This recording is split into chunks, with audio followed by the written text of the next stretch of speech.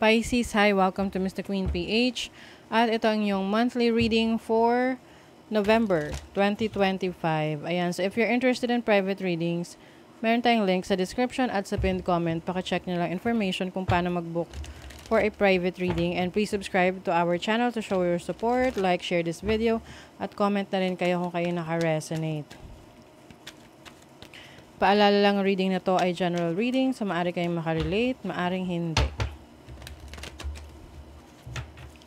And also, ang ating private readings ay hanggang October 31 na lang. At starting November 1, hindi na po ako mag-o-offer ng private readings. Okay, Pisces, let's see what's the energy. November 2025. What's the energy November 2025 for Pisces?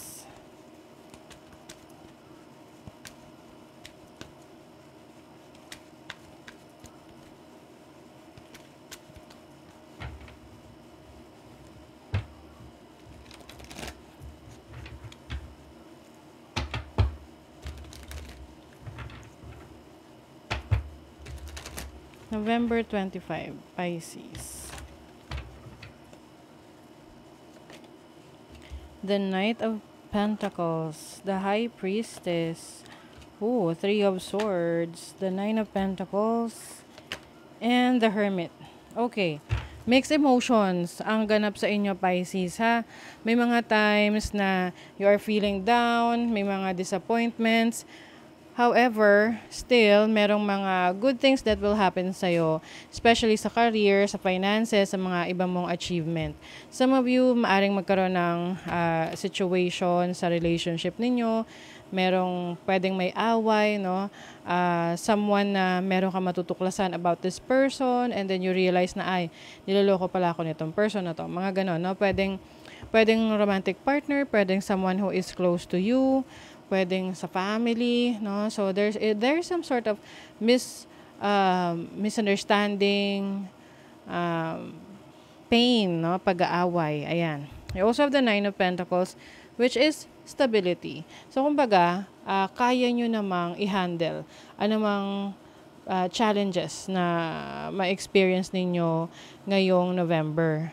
Ang importante rin kasi dito, kayo ay mas wiser, no? Mas, kumbaga, kaya nyong ipakita you can show up, no, to the world na kahit na ikaw ay broken-hearted. Kumbaga, sabi nga ni Taylor Swift sa kanta niya, I can do it with a broken heart, no? So, kumbaga, kaya mong gawin yung kailangan mong gawin kahit ikaw ay nasasaktan dahil meron kang personal na problema or pinagdadaanan.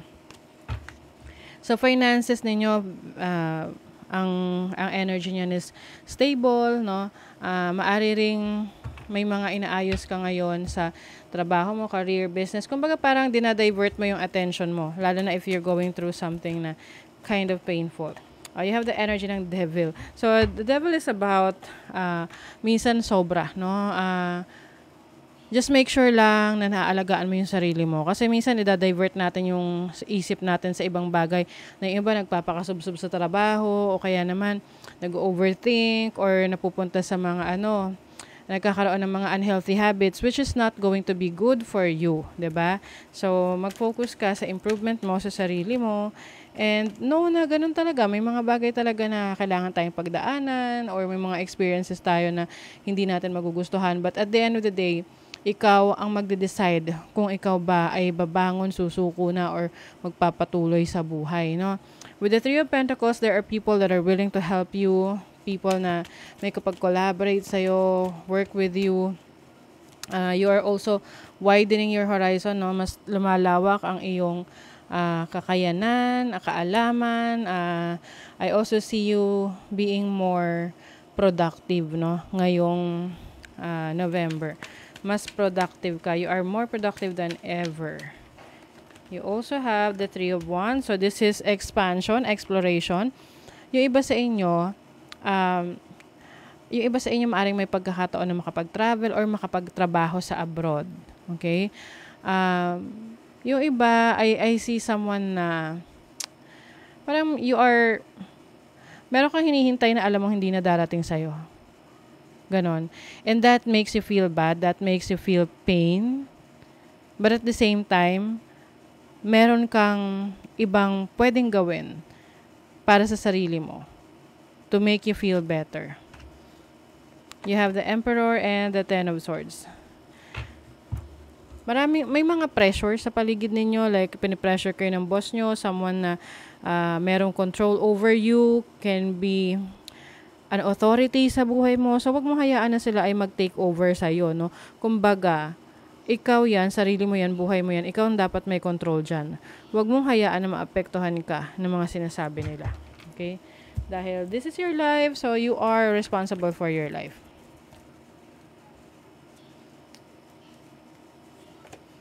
You have a symbiosis, sextile trine. Yes, ito yung sinasabi ko sa'yo na help, tulong.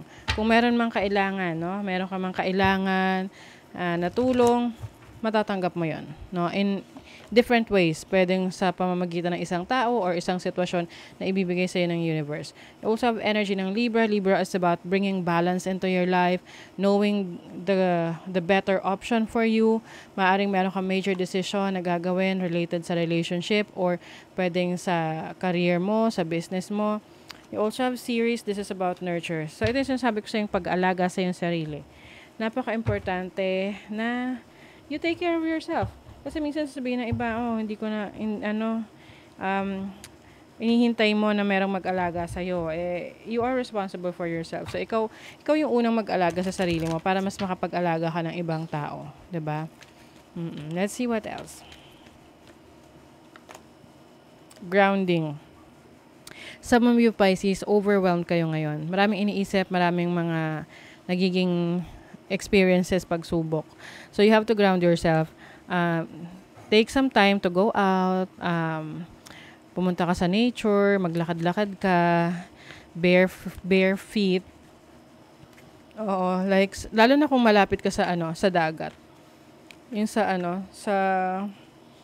ang tawag, tabing dagat, ayan, sarap sa pakiramdam maglakad-lakad dyan. O kaya sa park, sa mga mapupunong lugar or maraming grass, ganyan. Basta enjoy nature. It will really help you. You also have energy ng past life and abundance. Energy ng past life, maaring merong person from the past na magbabalik sa buhay mo or merong mauungkat na issue regarding sa past mo or sa past ng family mo. Oo, maaring yun yung disappointment, no, na ma-experience mo, but kaya mo yan kaya mo yan, so don't worry. You also have abundance energy here. So, ito na nga, very productive ka. Marami kang kayang gawin. Marami kang kayang i-accomplish.